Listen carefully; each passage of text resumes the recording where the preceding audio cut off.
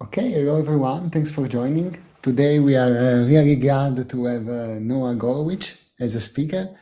Noah Golowich is a postdoctoral researcher at Microsoft Research. Before that, he completed his PhD at MIT, advised by Konstantinos Daskalakis and Ankur Mointa.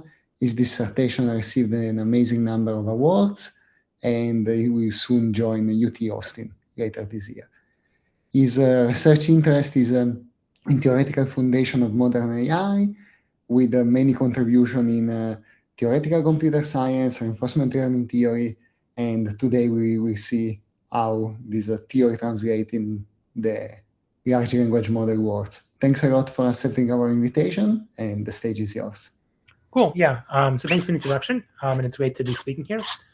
So I'll be speaking about some recent results we have on understanding parallel reasoning and language model inference. This is joint work with Fan, Dhruv, Raghav, Carlos, Dylan, Akshay, and Ankur. And you can see my slides and hear me, right? Yeah.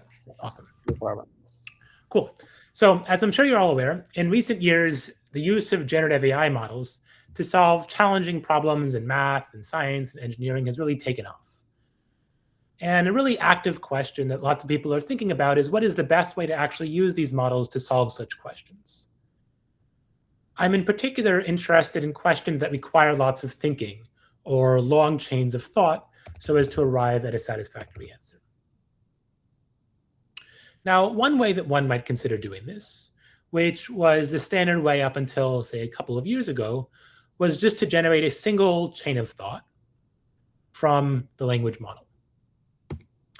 So one might take a question, feed it as input to a language model, and have it generate a long string of tokens, which might look like, let me think this through. And then the language model will generate thousands or millions of tokens and eventually output some answer. Now, while this might give us satisfactory or correct answers in some situations, even with today's really powerful models, the resulting solutions or answers might be incorrect. And so an interesting question is to understand if there's ways that we could perhaps modify the inference or sampling procedure of the language model so as to find a way to get it to generate correct answers.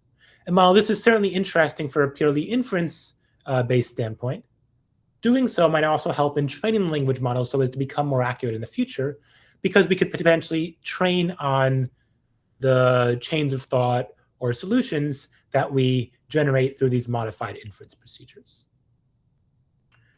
So accordingly, a second proposal that people have considered recently is to have the language model generate several parallel chains of thought and then find ways to combine them. For instance, Google has released a little bit of information about how Gemini DeepThink works, and it tells us that this is roughly speaking how DeepThink might work. And there's been many papers in the open source domain as well, which have used such ideas to achieve increased success with open weight models.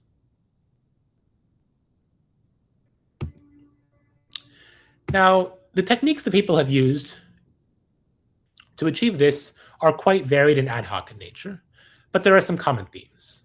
For instance, one idea is to aggregate multiple chains of thought, and another approach is to try to prune flawed chains of thought so as to put more effort on the more promising ones.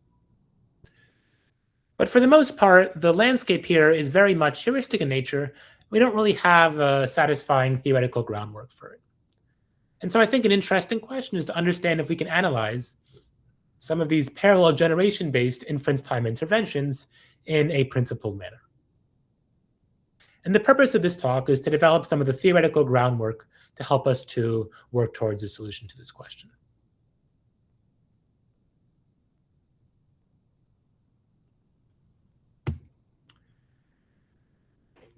Okay, so now I'm going to introduce more formally the setup that we're going to use to model language model inference. Typically, we start out with a reference language model, which I'll call PyRef. In this talk, I'm going to focus primarily on autoregressive language models. So these models take as input a sequence of tokens, which typically would be a question or prompt, together with a partial response or chain of thought for that question. And then the language model will output a distribution over the next token of the response. one can, of course, sample from that distribution, append the next token to the partial response, and repeat so as to generate a full response. Now, in settings where I'm going to be focusing on language model inference in more sophisticated ways, as in this talk, typically we require something else in addition to this reference language model.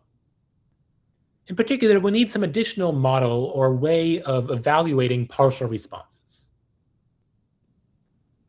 Now, in the empirical literature, there's many approaches that people have taken to do so. One approach proposes to evaluate the confidence of response tokens with respect to the reference language model PyRef. So in particular, you might think that if PyRef puts more mass on certain tokens, then perhaps it's more confident in those tokens, and therefore they're more likely to be correct. And so this gives some way of using PyRef to evaluate its own partial responses. People have also proposed various self-consistency objectives between different responses. And finally, another common technique is to suppose that we have access to an explicit and separate value function. Now, in this talk, I'm going to abstract away some of these grittier details and simply suppose that we're given a value oracle or process reward model, which I'll call VHAT. The process reward model VHAT takes as input a question together with a partial response or chain of thought, and it outputs a real number, which gives us a measure of how good is the partial response.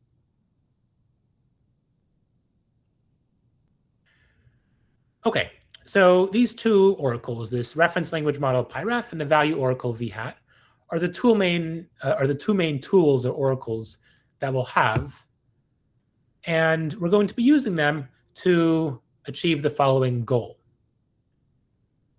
In general, we're going to model the goal in LLM inference as finding a response, which I'll call Y, which maximizes some reward function R star of Y.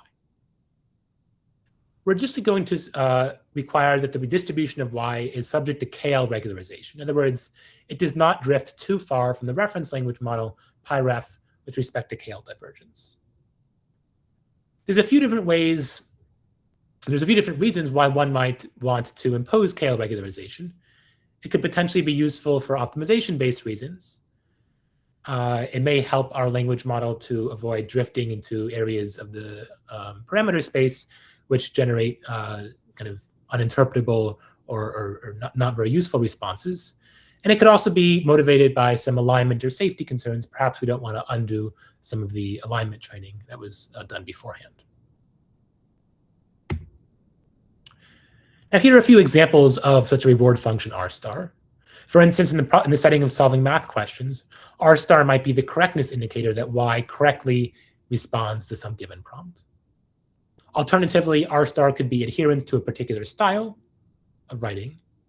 And finally, R star might be chosen so as to be larger in an unexplored region of token space. Doing so might help us to encourage exploration so that we can generate sequences the language model currently does not generate with very high mass. And perhaps training on those sequences will improve the performance of the language model downstream. And so in this way, one can use inference with this sort of exploration encouraging reward function to ultimately improve the capabilities of the base model.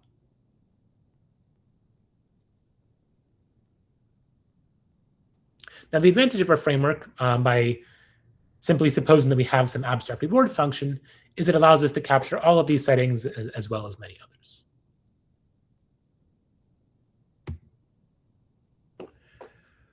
Okay, so now that I've given you an informal overview of the different pieces of the problem, let me now formally introduce our setting, which I'll call guided generation with process rewards. I'm going to assume that we have a fixed question or prompt, and I won't write in any of the notation. I'll let sigma denote the space of tokens and n denote the sequence length. So for simplicity, I'm going to suppose that all responses are going to be of some fixed length, little n.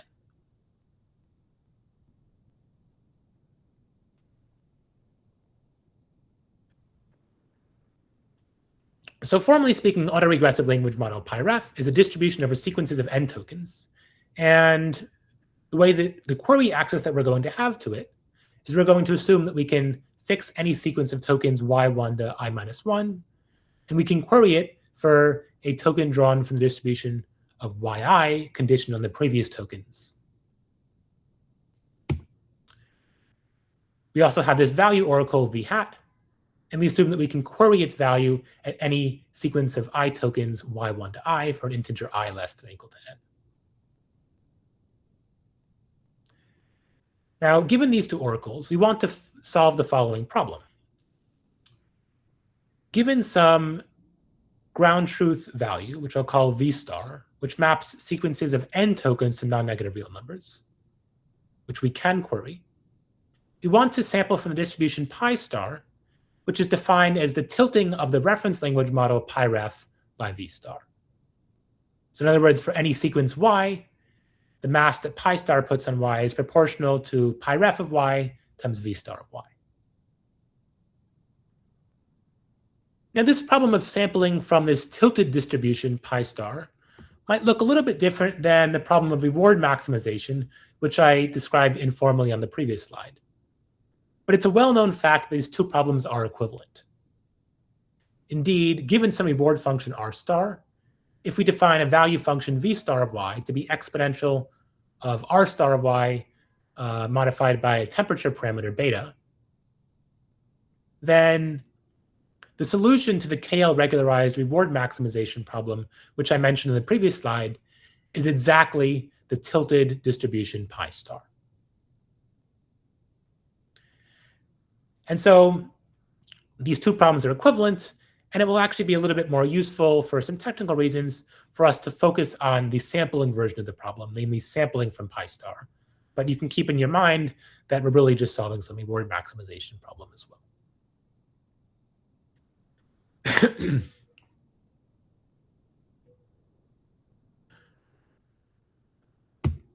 Okay, so how can we solve this problem? We're going to aim to do so as efficiently as possible.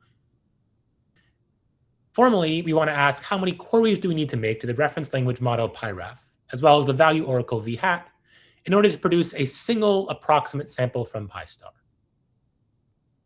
Now, of course, this is hopelessly intractable due to the exponential size of the space of all sequences of tokens if v hat is not particularly useful about v star. And so we're going to have to formalize some assumptions that tell us how v hat gives us enough information about v star so as to solve this problem efficiently. But first, let me motivate why it's actually reasonable to have access to such a v hat. First of all, there has been considerable effort at actually training process reward models. And in some of our experiments, which I'll mention, we actually use one of these.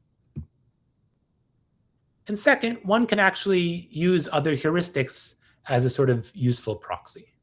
For instance, one common approach is to use LLM as a judge. And one can also think of using a language model's log probabilities as another way to get a sort of heuristic approach to a process reward model. And we'll also have some experiments which evaluate that.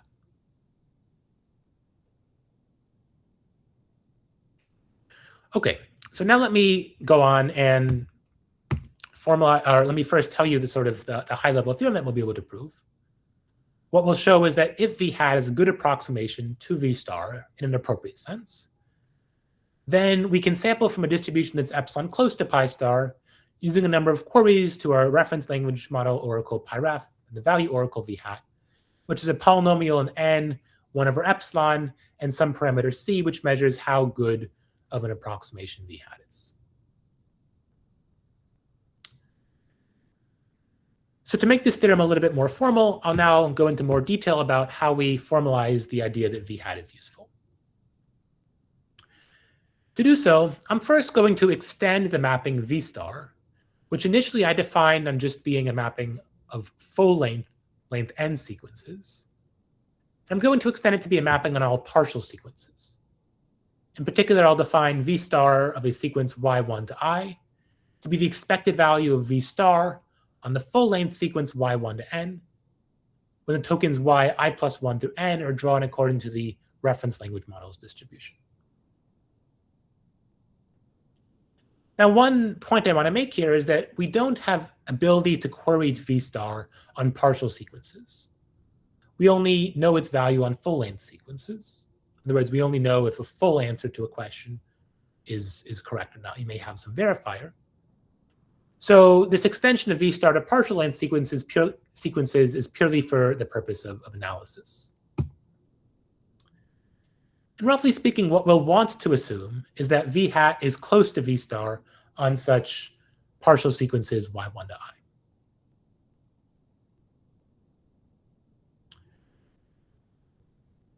To formally state that assumption that they're close, it's useful to consider a distributional variant.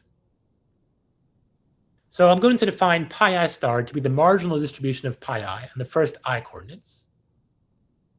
And by the law of iterated expectations, it's straightforward to see that pi I star evaluated at a sequence Y1 to I is proportional to pi ref on that sequence times V star.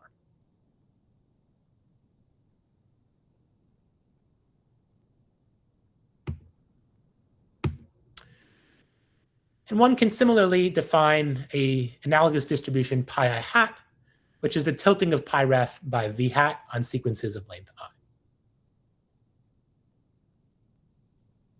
So the fact that V hat is close to V star on partial sequences can be rephrased in terms of saying that pi I hat is close to pi I star as distributions on sequences of length I. And the advantage of passing to the notion these distributions is that we can actually consider well-known divergences between distributions, such as F divergences in particular, like chi-square divergence. So now I can state our main theorem more formally. What we show is that if pi I star has chi-square divergence from pi I hat, at most c chi squared for some parameter c chi squared. And second, if pi ref is good enough in the sense that it has bounded token level coverage, which means that it puts enough mass on any token, yi, conditioned on the previous tokens, compared to the mass of pi star on that token given the preceding tokens, then under these two conditions, we can sample from a distribution that's epsilon close to pi star, using a number of queries to the reference language model pi ref and also V hat, which scales a polynomial in n and 1 for epsilon, and also scale linearly with these two parameters, c chi squared and c token.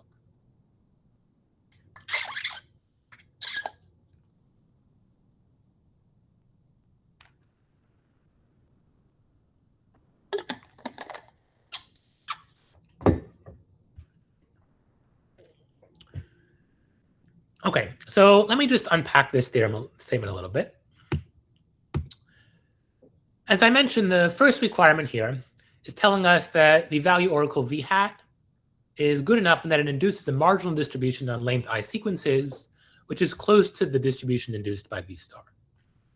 I think of the first requirement as the more important one because it's a statement about sequence level distributions. And so even if pi star is close to pi hat at a token level, the errors between them can compound and turn into, say, an exponential divergence between their corresponding sequence level distributions. And so for this reason, the first requirement is really the more stringent of the two. The second requirement, namely that on bounded token level coverage, is basically telling us that pi ref is sufficiently exploratory for pi star at a token level. To get some sense as to what c-toke might be, if we were to take pi ref to be the uniform distribution, then the second requirement would be satisfied with c-toke bounded above by the number of tokens, sigma. Now, while the second requirement here is worst case in nature, in that we require it holds for all partial sequences y1 to I, in the paper we also have a relaxation of this, which holds on average. So one can relax it in that sense as well.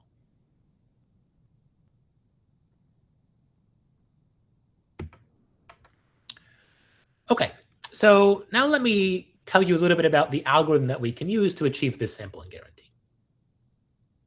I think one interesting and maybe a little bit surprising thing here is that while we're setting up the problem in a way that's purely algorithmic agnostic, I'm writing down some requirements for what guarantees I want for my sampling procedure, and what assumptions I'm allowed to make, it turns out that the algorithm that achieves this guarantee is actually a very old algorithm that was originally introduced for fairly different purposes.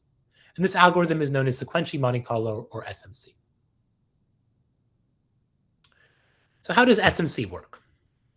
Well, it operates over little n rounds. Initially, we will set a distribution nu hat 0 in the first round to simply be the point mass on the empty sequence. We're going to draw some number of independent samples from this distribution nu hat 0. Because nu hat 0 is a point mass, these samples are all just the empty sequence and sort of degenerate. Now I'm going to denote the number of samples that we generate at each phase by capital N, and I'll call each of these samples a particle. Once we've generated these n particles, I'm then going to sample a continuation of them according to the distribution of the reference language model PyRef. I'm then going to assign each of these continuations, which say consists of a single token. I'm going to assign them a weight. So I'll call these weights weight 1 through weight n. And each token's weight is simply defined to be v hat of that token normalized by v hat of the empty sequence. I'm then going to consider a weighted average of these individual sequences according to those weights that I just defined. And I'll call this weighted average nu hat 1. Having defined nu hat 1, I can then sample capital N samples from nu hat 1. Once again, each of these samples will now just be a single token. I can generate continuations of those samples by querying PyRef. And then I can define new weights for each of the length 2 sequences. So weight 1 will be v hat evaluated at the corresponding length 2 sequence, normalized by its value at the preceding length 1 sequence, and so on.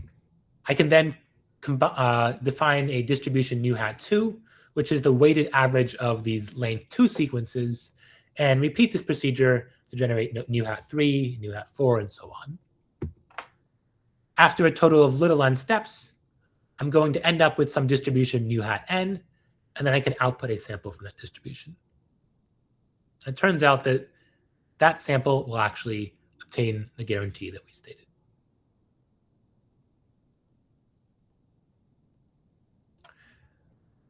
Okay, so that's how the algorithm works. I won't go into the details of the full proof of our theorem, but let me give you a little bit of intuition as to why something like sequential Monte Carlo should actually work.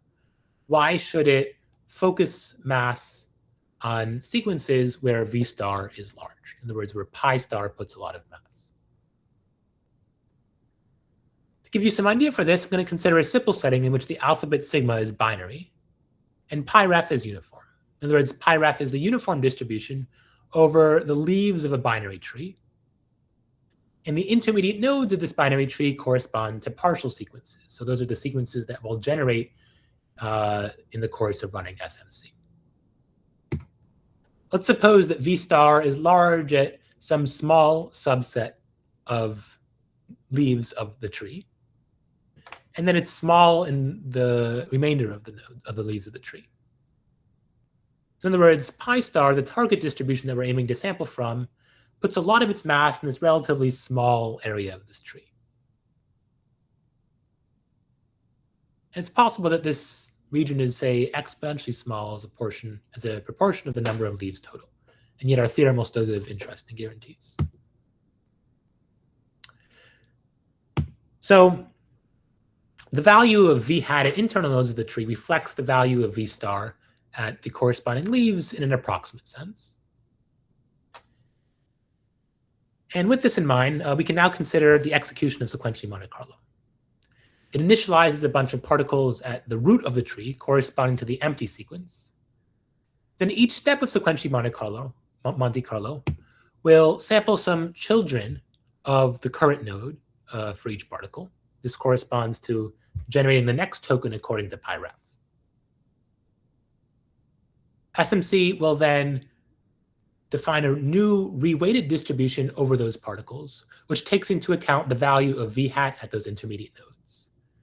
Because of this reweighting, we might ultimately delete some particles at nodes where v hat is not as large, and move and duplicate particles at nodes where v hat is larger. And so after 2 steps, the distribution in particles might be like the one shown here. And after many steps, because we're sequentially focusing mass on nodes where v hat is large, we'll eventually arrive at leaves where v star is large. Yep. So as I remember this literature in SMC, like this would be the variant of the algorithm where you're resampling in every time step. Yes. And people are usually considering the one that the resampling is not happening in every time step. It only happens where the particles get impoverished in certain sense and so on and so forth. So I'm wondering what's going on there. Yeah, that's a great point. So the version we're analyzing is indeed resampling every step. In our experiments, we do work with ones where you either resample every block of tokens, or perhaps use some adaptive resampling procedure where you only resample if your effective sample size is exactly. So we don't have. I think it's an interesting question to understand if there's settings where one can show that such adaptive resampling procedures are perhaps superior, or perhaps even just still achieve the same guarantee. But our theorem does not cover those. Yeah. So what's like? Do you have any intuition of whether the adaptive resampling could be doing better, could reduce potentially the sample complexity, or? I don't think it would reduce the sample complexity. Somehow it would like, okay, I don't think it would like get you a. It's a constant improvement. Is that what you think? Maybe I guess like I can imagine that it is costly to actually it's costly to query v hat, and so if you're able to somehow use that to not have to query v hat as often, that might be one advantage. They still query. They have to query v hat to calculate the weights. Like in the non-resampling variant, the weights multiply, right? Yeah, that's correct. Yeah, so normally you would be querying v hat as often if you were using. Anyways, I was just curious. Let's leave it like that. Yeah, it's a good question. I'm not sure if there's provable advantages, but I would be interested. Yeah. Okay, Max. I think there's another question. Yeah. Yeah, I guess I was curious about the definition of v hat. So the way that you defined it, v hat itself depends on the base model, right? You need to, because on the partial sequences, v hat is giving you the expected value of the full sequence if you were generating using the difference model. I was just wondering if, like, what kind of implications in practice do you think that would have? Because the way that I think about reward models is that I think about a reward model that I can use for every model, whereas this is saying that you need to adapt your reward model for the particular reference model you're using. Yeah, so this is we're not saying the v hat has to be exactly the expectation. We're saying it just has to be somewhat close, and it only has to be close on average. So it doesn't have to be close on all sequences.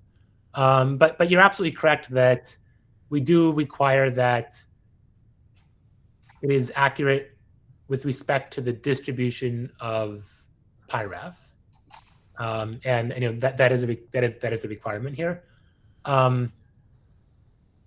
Obviously, in practice, this won't hold, and so the point here is sort of to give some prescriptive guidance that one can kind of loosely carry over to empirical settings.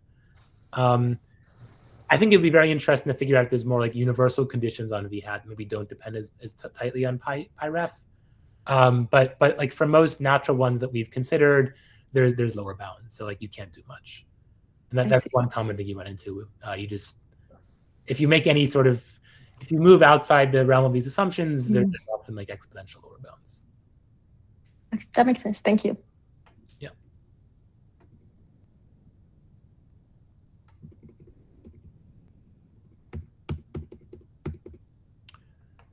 Okay.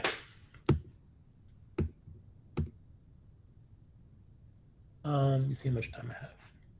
Okay, how much time does the seminar last? You have 20 more minutes. 20. Okay, so I'm actually going to skip this guarantee. And I'm going to move on to some of our experiments that we performed. So recall the question I asked in the earlier part of the talk, which was whether we can analyze some of these parallel generation-based inference time interventions in a principled manner.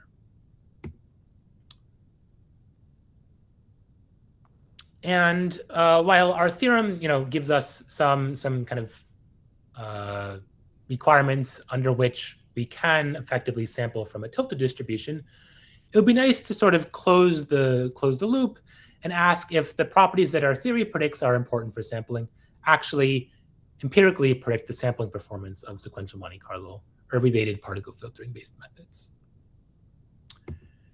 And so in the next few slides, I'll discuss some experiments that we performed to answer this question.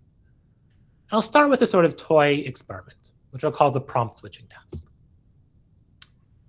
In this task, the distribution πref is the distribution of an autoregressive language model given as prompt, write a short story. Pi star will be the distribution of the same language model given as a prompt, write a story in style X. So the distributions of πref and pi star here implicitly define v star as the ratio between the two of them. The advantage of setting up the problem in this way is that we actually have explicit query access to πref and pi star, so we can actually measure how well our sampling procedure is to the distribution of pi star. So it's a useful setting for sort of doing science. Now, how do we define v hat? Well, our goal is to define a variety of different v hats so as to test the impact of, say, the chi-squared divergence between pi star and pi hat on the sampling performance of SMC. So in general, we're going to choose a bunch of values of v hat, a bunch of choices of v hat, and each choice of v hat will be of the form so that pi I hat, which is the tilted distribution by v hat, asks for a story in some style y. There's a little bit of subtlety in how we actually do this because we need to ensure that v star is equal to v hat on length n sequences. So we sort of have to interpolate between the style y and the style x over the entire sequence, but I'll sweep those details under the rug for this talk. And for now, you can think of pi hat as just asking for a story in style y. And so we generated a bunch of these choices of v hat and also of pi star. And we made a couple of measurements. So on the one hand, we measured how close pi star was to pi hat. And this is plotted on the x-axis. And on the y-axis, we've plotted some empirical measurement of the sampling error of SMC.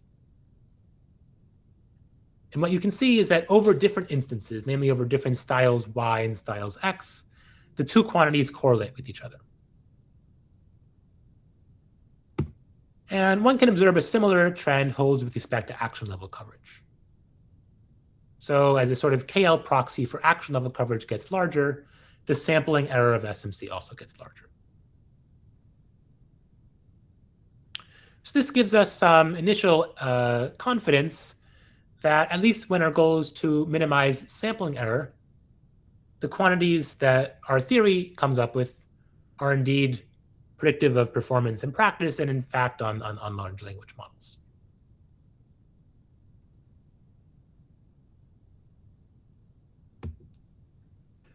Now, what about more challenging non-toy problems? And for instance, one example here might be correctly solving math questions. So we next evaluated SMC on Math 500, which is a data set consisting of grade school level math questions. We took πref to be a relatively small language model, namely Quen 2.5, 1.5b, so 1.5 billion parameters. And we took v hat to be a Quen PRM with 7 billion parameters, so it was quite a bit more powerful. Now, typically in these settings, where one is aiming to come up with the correct answer to a math question, evaluation is performed by evaluating correctness, namely whether or not the answer that your sampling procedure generates is the correct answer to the question at hand. One other reason that we use this correctness as evaluation and not sampling error is that there's actually not an efficient way of measuring sampling error, because we don't explicitly have access to this distribution of pi ref tilted by V star, which is the correctness indicator for math questions. So we compared SMC to the performance of a common baseline people use, which is known as best of n sampling.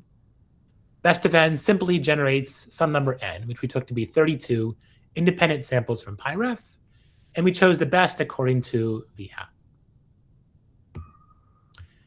To compare SMC with best of n on a sort of equal footing, we ran SMC with n equals 32 particles. And the results are shown here. So for each of the 500 math questions, we estimated the accuracy of SMC in best of n by using 100 rollouts and looking at the proportion of those 100 rollouts where the corresponding sampling procedure ended up with the correct answer.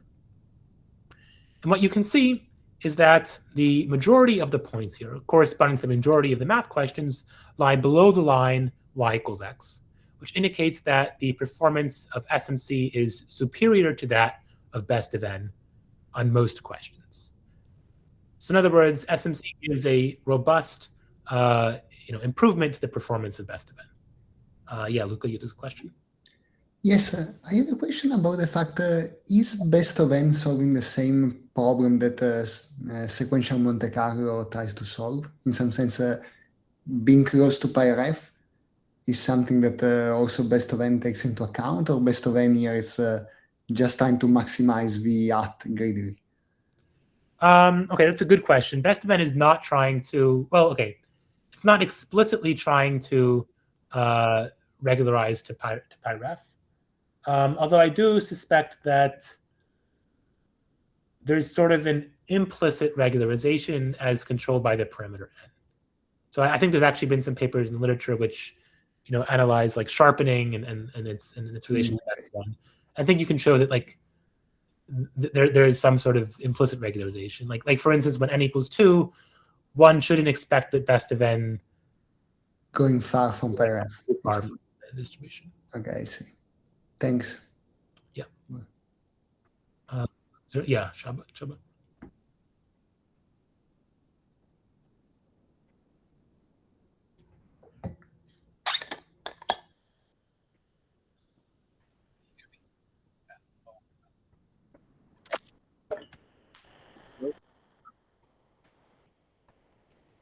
Chaba, did you have a question? Yeah. Can you hear me? Yeah. Yes. Okay. Yeah. So it was a little bit unclear to me how in SMC you use the V hat, like you have these partial completions. What are you doing exactly with the partial completions? Like how do you get pi hat or V hat or whatever? Yeah. So in SMC, we don't have to explicitly reason about pi hat. We just have to use V hat. Yeah. And basically what we're doing is we're using V hat to basically reweight partial completions. So at each step, we kind of have these n different particles, which are partial completions. Yeah. And ultimately, some of them will be duplicated at the next step, and some of them will be moved. So I'm asking, like, what's the value? Like, how do you get the value V hat from the language model? How do you get? Right. Okay, Yeah. I see what you're saying. We're using this Quen process reward model, which has been trained to kind of assign a value to partial responses. Oh. So this is this Quen. Oh, okay. So it's actually evaluating partial completions of the prompt. Yes. So Quen actually trained a partial reward model, not specifically for Math 500, but just for general math questions. And we're using that just out of the box. So that's trying to predict literally the value of, like, okay, this partial response, how likely it is to lead to a full correct response to the math question, and it was trained to do that. It's like good old-fashioned value function prediction.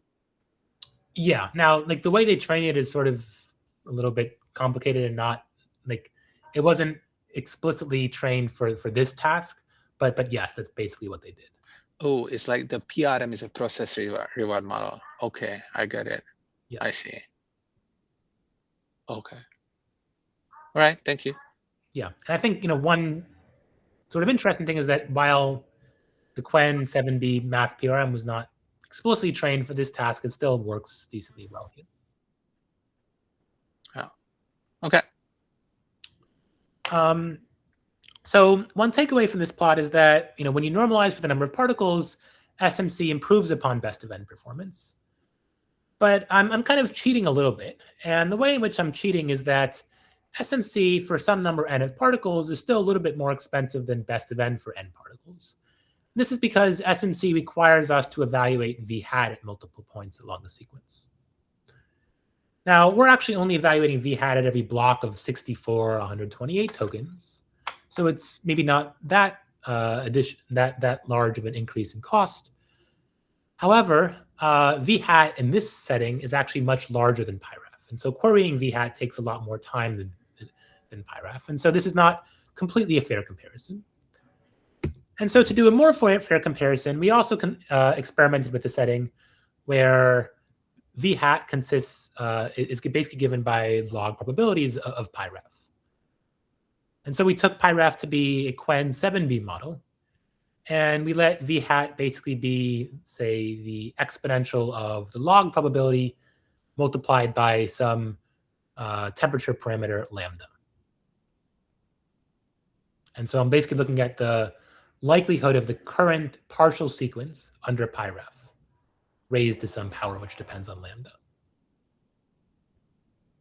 And we compared SMC and best of n with this value, or with this choice of v hat as well.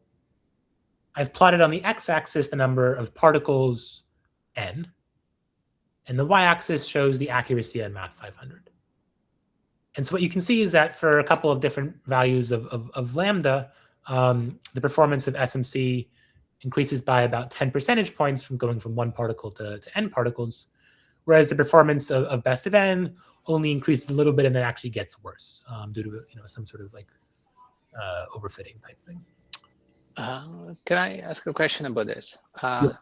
So it seems to me that here, okay, so you're trying to sample from the joint distribution, and like that would be the final goal here, right?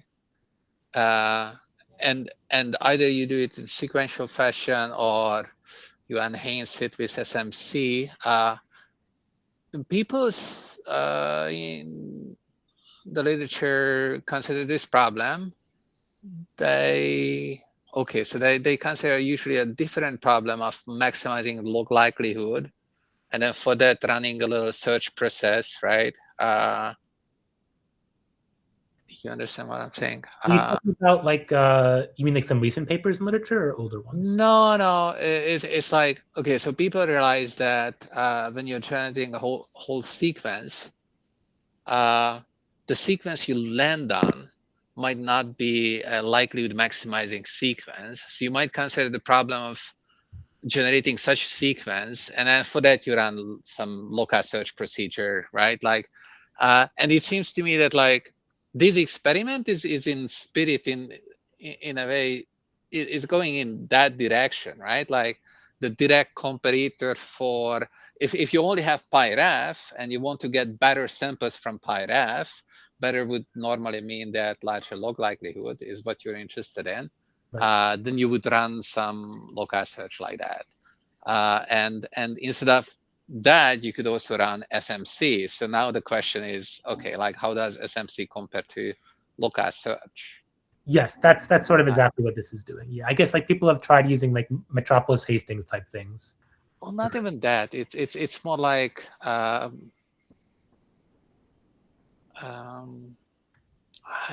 name escapes me. It's like you do some look ahead search and like you prune a little bit, and yeah, it's like, yeah. And anyways, maybe some people in the audience are gonna remember, but anyhow, like I was curious about whether you also compared to some of the techniques that people are using. Okay, yeah, that's a good question. I know that people have tried some such techniques for like this sharpening problem, or like finding sequences of high log likelihood. Right. We didn't directly compare to them, although like based on comparing our results to their results on like the same benchmark, they look roughly comparable. So there's this Okay. one paper which gets like a similar sort of I see. improvement, like roughly in the mid 70% on Math 500 using Quen 7b. So like this seems roughly interesting. Yeah. Cool. Yeah. Thank you. Yeah. Okay. So now let me take a step back and compare our theoretical guarantee with some prior work in this area. So there's a number of papers from prior work, most recently being a paper by Rohatki et al. In 2025, and using the same techniques as some earlier work by Sinclair and Jerem and back in the 80s. And this prior work showed that if we consider a stronger set of hypotheses than our theorem in the following manner, namely if we replace bounded chi-square divergence between pi I star and pi I hat with a bounded L infinity divergence condition, which says that the ratio between pi I star and pi I hat is bounded both above and below by some parameter C infinity. And this holds at all sequences. Then we can sample from a distribution that's epsilon close to pi star using a number of queries that scales as n squared times poly in log 1 over epsilon, poly in C infinity, and poly in C toke.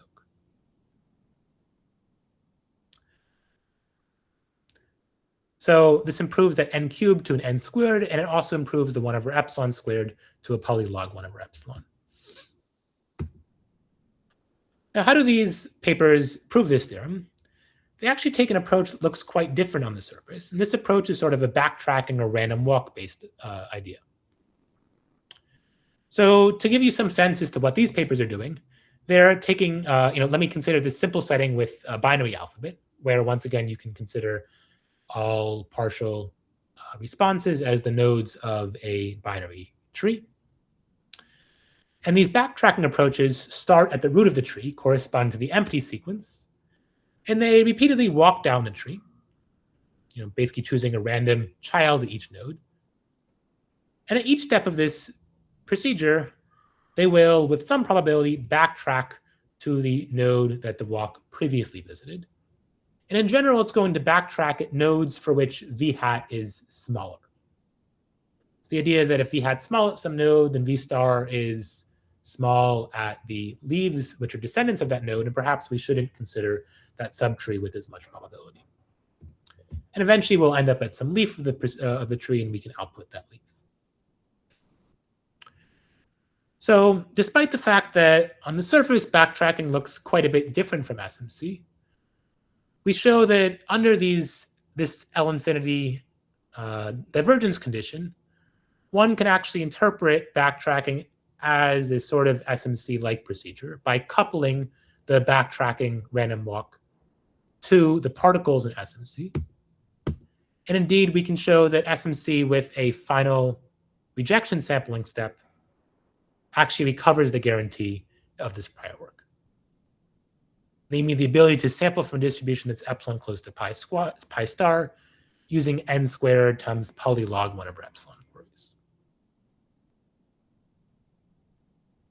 So basically, SMC does seem to get, recover the guarantees of, basically every algorithm that we know of, under a range of assumptions, including both chi-squared divergence boundedness and also L infinity divergence boundedness.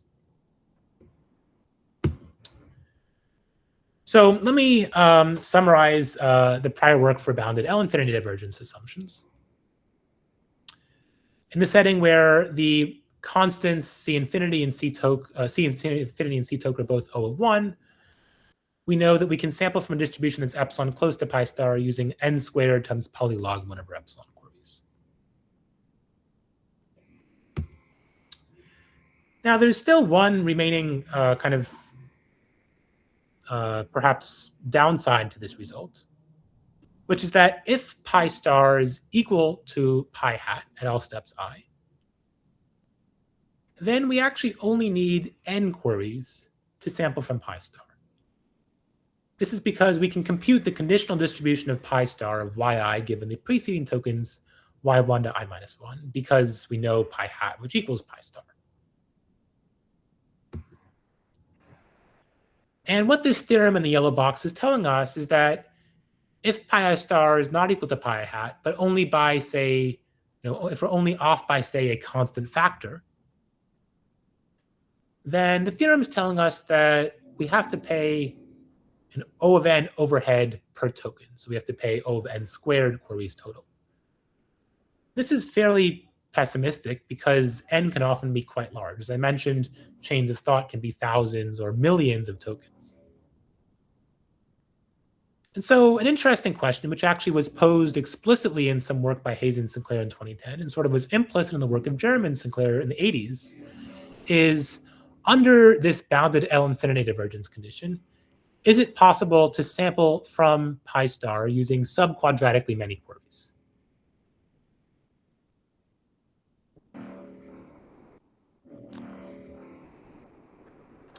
And what we actually show is that there's a negative answer to this question.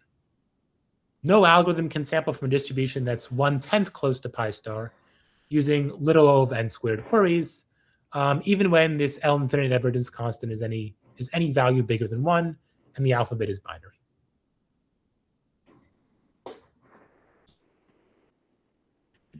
And in fact, we show an even stronger result, which is that you cannot sample from any distribution which is remotely close to pi star. So using, for any parameter k, we cannot sample from a distribution that's of KL divergence at most k from pi star using little O of n squared over k squared queries. Yep. Yeah, I have a question. I'm not sure if it's important or not, but for this construction, V hat, it's in the good approximation regime of V star, or is it a bad approximator? So can you capture any dependence on how well the V hat capture the V star in this construction, any necessity of those factors? So you mean in our lower bound? Yes, in the lower bound. So in our lower bound, V hat and V star are like off by a constant factor. Okay. Yeah, so like that's equivalent to pi star and pi hat being off by a constant factor. Oh, I see. Okay. Because like both of them are like pi ref times, like pi star is pi ref times V star. Sorry, pi star is pi ref times V star. Pi hat is pi ref times V hat. Oh, I see. Yes. Yes. So like kind of they're close up to a constant factor, and so like subject to that condition, you're still paying. Like we're showing that you have to pay in a quadratic lower bound. Okay. Cool. Thanks. And so okay, this is sort of negative, but I want to kind of mention one more result before I conclude. And the idea behind this final result is asking whether we can perhaps get around this lower bound by finding ways to perhaps further refine or train the reference language model PyRef. There's been a bunch of empirical works based on the idea of test time learning or test time training, which tell us that if we actually modify PyRef at inference time, say in response to either the tokens that we've generated or reward feedback that we've received, then it's possible to improve upon the baseline inference performance of the initial model PyRef.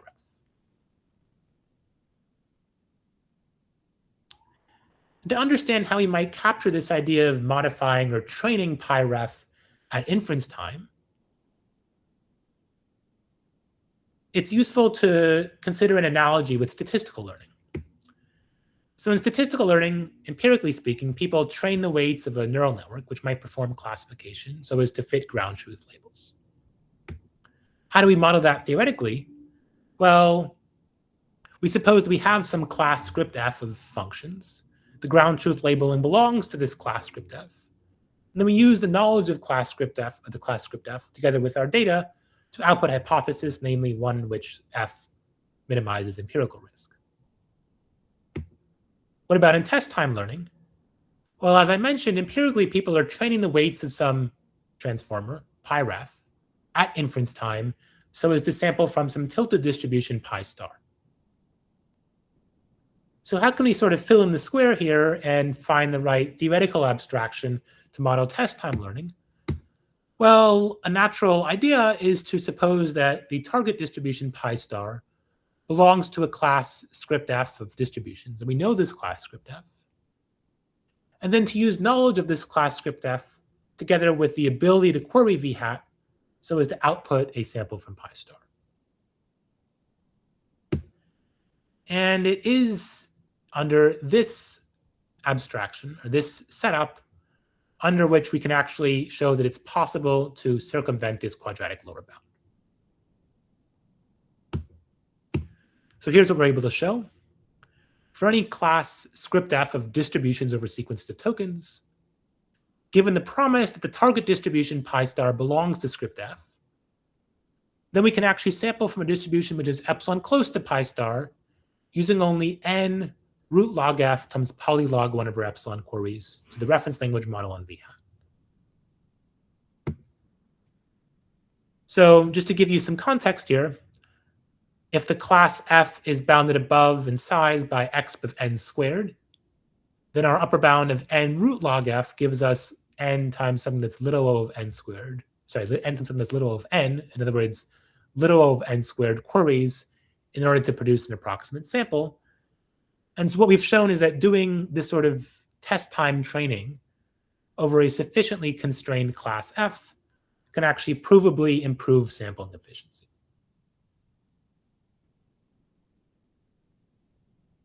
So it gives us some way of understanding theoretically the types of advantages that test time training can give us. Yep. Yeah, sorry, I have another question. Maybe I'm a bit confused by this new setting. You are still constrained to sample only from pi ref or from any pi in the class f? Okay, good question. So we're allowed to query pi ref, and we're also allowed to sample from anything in the class script f. So this is actually not a computationally efficient procedure because the computational cost will scale with the size of f. But it's an oracle efficient procedure because the number of queries that we're going to make to pi ref and v hat scale as n root log f. I see, thanks. So it's really about the oracle efficiency, like how many times do we have to query pi ref and v hat. Okay, I see. Cool.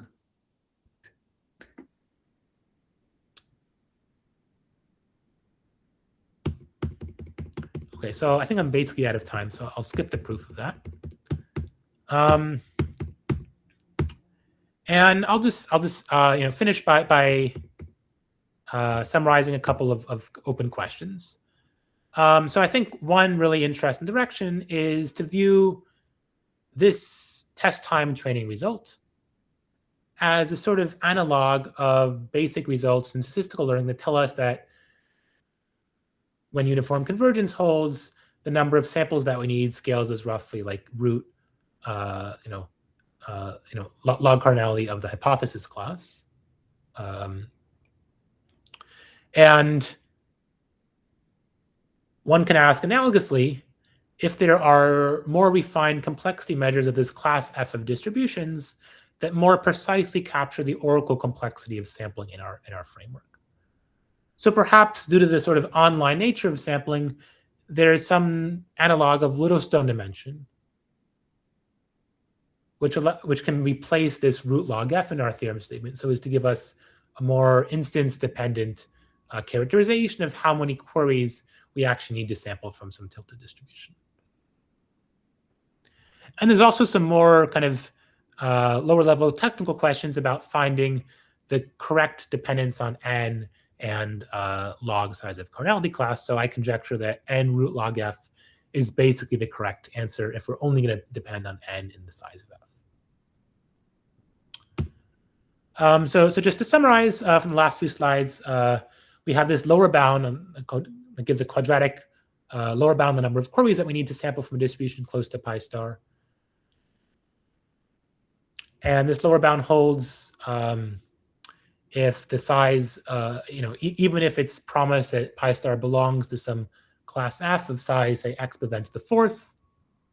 And then we showed that conversely, one can actually get an improved upper bound that depends on n and the size of f. So I think there's lots of kind of further directions that can be explored here. And thank you for listening.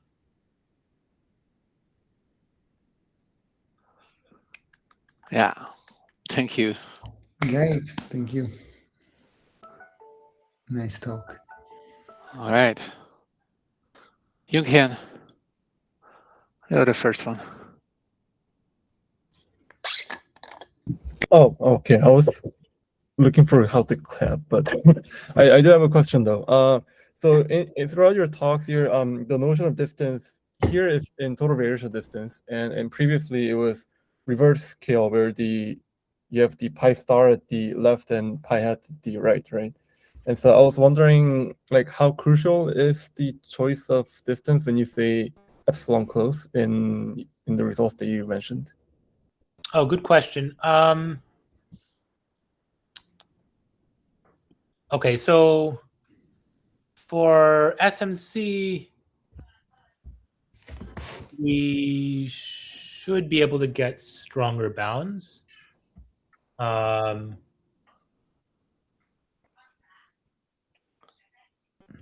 think we can get stronger bounds, although maybe I would have to think for a couple minutes. For SMC, I think this should be doable under our assumptions.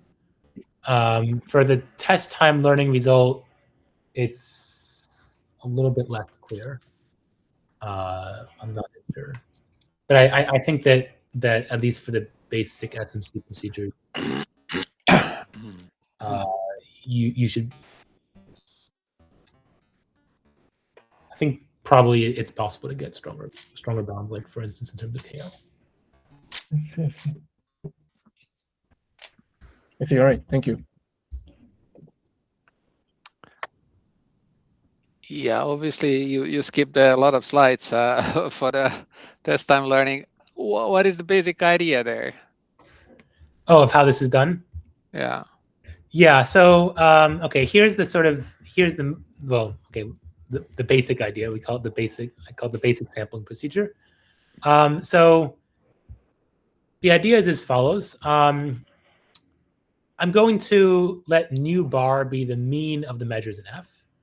And I'm going to sample autoregressively from nu bar. At each step of this autoregressive sampling procedure, I'm going to test if, for the sequence I've generated so far, namely y1 to I, if pi hat of y1 to I is much bigger than nu bar of y1 to I. If it's not much bigger, in other words, nu bar is still a good enough approximation of pi hat, I'll just continue on sampling autoregressively. In other words, in the other case, if the answer to this test is yes, I'm going to output the sequence y1 to I minus 1. So I'm outputting a partial sequence. I'm sort of giving up and saying that, okay, well, I wasn't able to approximate pi hat for that long of a sequence. And the main observation that makes this all work is that if we ever end up in the yes branch of this test, in other words, we kind of return from the basic sampling procedure prematurely, then we can actually refine the class F. We can restrict it to measures for which pi hat over pi is bounded above by the C infinity. And just by Markov's inequality, this will decrease the size of F by a factor of 2. And so we can kind of show that there's some win-win argument. Either the basic sampling procedure terminates, in which case I can show that I'm putting enough mass on pi. I'm putting enough mass on sequences that pi star would output, or it terminates prematurely. I can restrict the size of F and then just repeat. So basically, if I understand correctly, you query pi ref only when you do the test to compute pi hat, but not to generate the sequence. Is that correct? Query pi hat, in other words, which we can get pi hat by basically querying v hat. We query that to do the test. And pyref, I guess we technically need to query at each token level. I see. Oh, I see. Because it is in F. So pyref is in the class. Oh. So pyref doesn't. Okay, pyref doesn't really have to be in a class. In our actual paper, we actually don't even model having a separate pyref. We just think of pyref as being uniform, which is sort of without us. Oh, I see. Okay. We think of like the number of tokens as being a constant. Okay. So like really kind of the interesting thing to query is v hat here. I see. Okay, the interesting thing is v hat. Okay.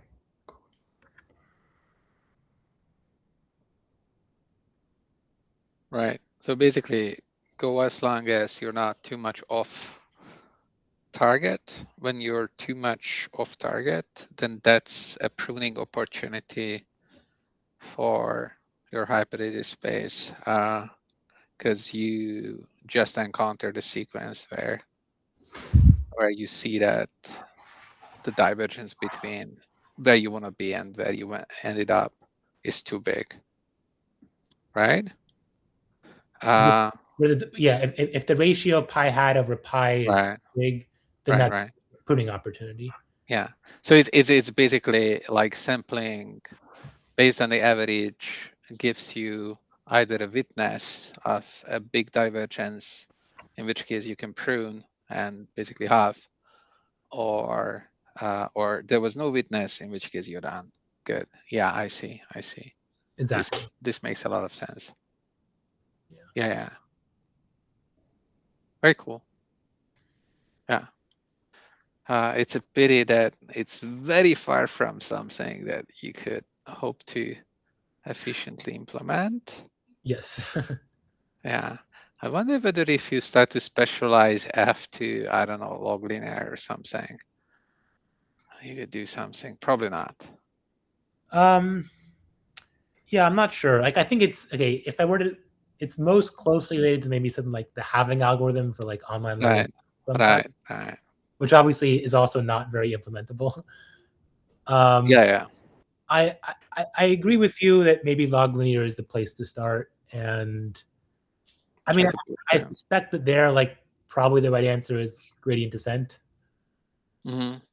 as it normally is. This doesn't look too much like gradient descent, so I'm not sure.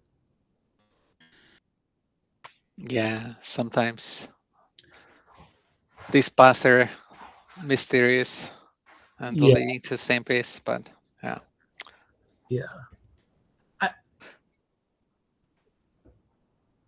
I think maybe the idea of kind of taking like the right sort of,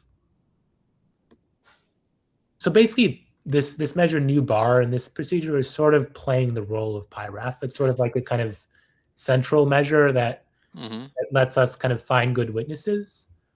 So if there were one idea that I would try to make more empirical, it would be like, can we modify pyref to sort of play the same role as new bar? Like, it's like a discovery of divergence, and if there was no divergence, then you don't have to do much. Yeah. So as you say, it's like evidence generation, and then use the evidence to readjust the reference measure. Yeah. This could be more. That could be a practical way. When people are running experiments with similar things, do they do something similar? It's like multiple attempts and. Yeah. So like, for instance, in this test time discover paper, they had some like, they kind of, they use like something that looked a little bit like MCTS. So like they had a bunch of different, like they generated like a bunch of different sequences, like according to some tree. And they had some, I think they even had some like exploration bonuses to figure out like which children of each node you should visit. So they were doing like, there were lots of ideas there, and Right. Maybe It's a rich space. Yeah. I don't know why the other people are thinking about other questions. I have a question for the first part of the talk where we skipped the proof. Yeah. What's the gist of the proof there? Oh yeah. So it's a fairly straightforward martingale argument. Okay. Basically, what you can do is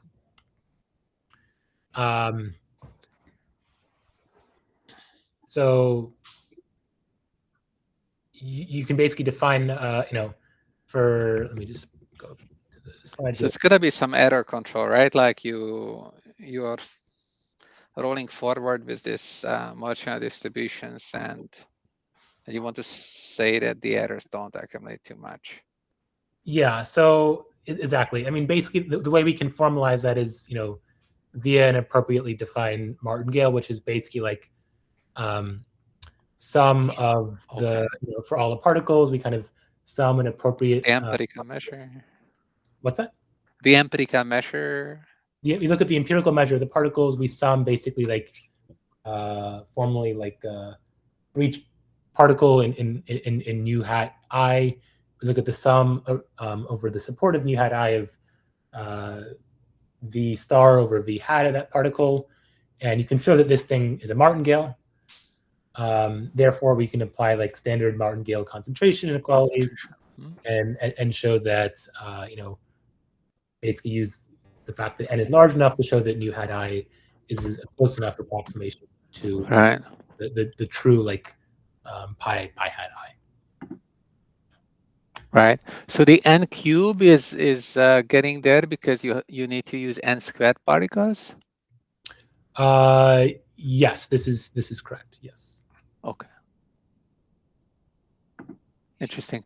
And did you look into lower bounds to show that the n cube is necessary, as like in the second part you're talking about whether n squared is necessary in this setting as well? Like you might ask whether n cube is really necessary here. Good question. So probably it's not. We do have a lower bound that shows that there has to be some polynomial dependence on n for sequential Monte Carlo specifically. So like in fact, even when pi, I sort of skipped this part, but even when pi when v hat equals v star, so there's no estimation error in the value oracle. Sequential Monte Carlo will still suffer basically additional n dependence. So like you need like at least I think either root n or n particles. It's because of the resampling step? Yeah, it's because of the resampling step. Basically, so now we're full circle, right? Like if you did the adaptive thing in the right way, then maybe you could get away. I'm not so sure. There's no resampling. I mean, like they should need. Oh, no resampling. Then yes. There should be no resampling, right? Like if you do this, what the SMC people actually do, that they don't resample unless there is evidence that resampling would bring something. Then when we had this V star, you just like going with it, right? Yes, that's correct. So okay, that would actually be one potential advantage of doing adaptive resampling. Right. In the case where there's no error, you would actually recover the right guarantee. So maybe it's less sensitive, or I mean, like it's more adaptive to the less the smaller error case. Yeah, that's correct. We also have a different algorithm which solves that same problem in a different way. Okay. So it's actually possible to get something that is adaptive to the zero error case without doing adaptive resampling. I see. Yeah, this +1 is removed here. I see. I was about to ask about it. Cool. So what does this do? So this does a sort of rejection sampling. So whereas SMC is basically reweighting the particles, this is going to sort of implicitly relate them by doing rejection sampling. And that basically removes some bias that is right. Accumulating from resampling. Yeah.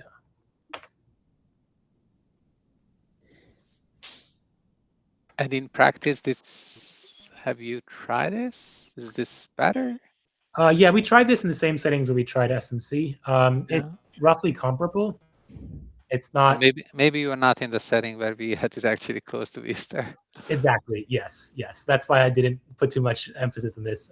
We're kind of in the opposite setting where V hat is really bad approximation of V star. Right. So that's probably why this doesn't work. It's interesting for the particle filtering folks. It seems to be pretty important to talk about this case when they are close. Because like there is a large part of the literature is about this, like how can we clever about this resampling? Yeah. Right. Yes. There have been a lot of papers written on this. Yeah. All right. This is a little bit. I haven't seen this rejection sampling idea there at all. It looks cool. Yeah. It's sort of new. Like there has been some work which mentions something similar to it, but so in this case, the number of particles is random or not, or like you are replenishing. Like what happens with rejection? Good question. So there's a few different ways to analyze this. In kind of the approach that we have in the paper, number of particles actually is kind of fixed throughout all steps. It's this capital N. And so you propose multiple times and then you exactly wait until you accept. Okay. Yeah, you propose multiple times until you have an acceptance. Until you have like N capital N. I see.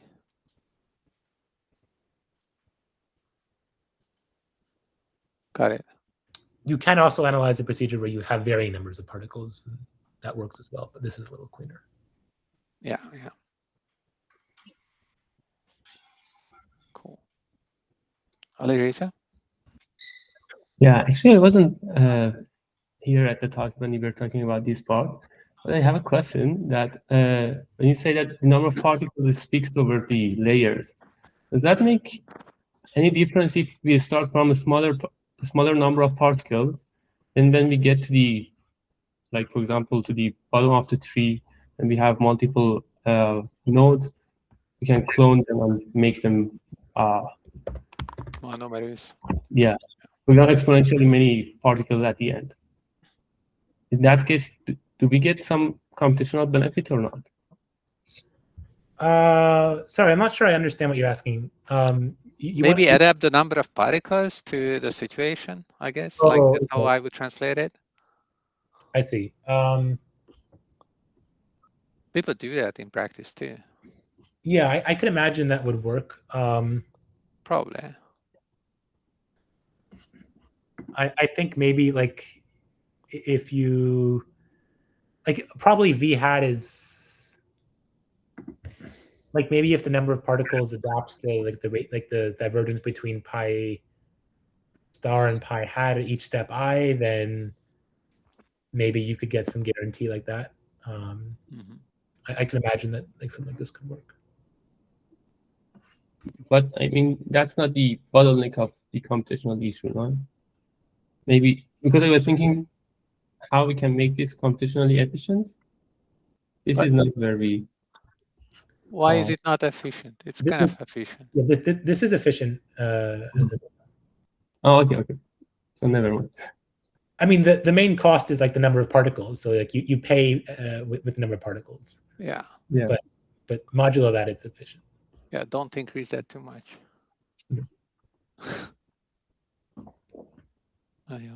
Pretty cool. I have a question about the PRM, the processor reward model you used in practice.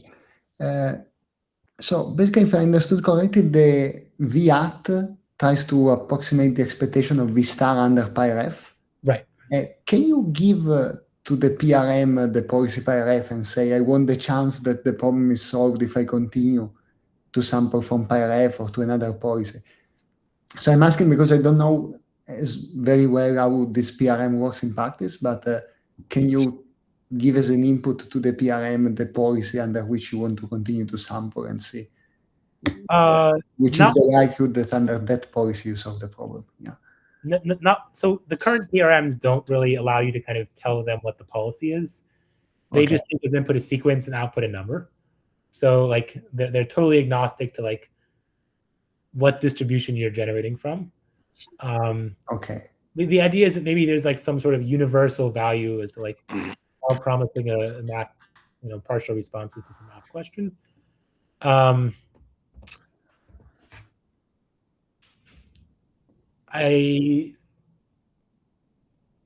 it could be interesting to understand if there is some way of incorporating knowledge about PyRef, although it's not clear how to do that. Yeah, I also don't see it. I think that like in practice, you like, okay, if you actually want this like property to hold that V hat is like actually close to PyStar, I think you'll have to like train a PRM for your problem. Yeah. This will be with knowledge of PyRef, you train the PRM with the knowledge. Yes. Yes. Yeah.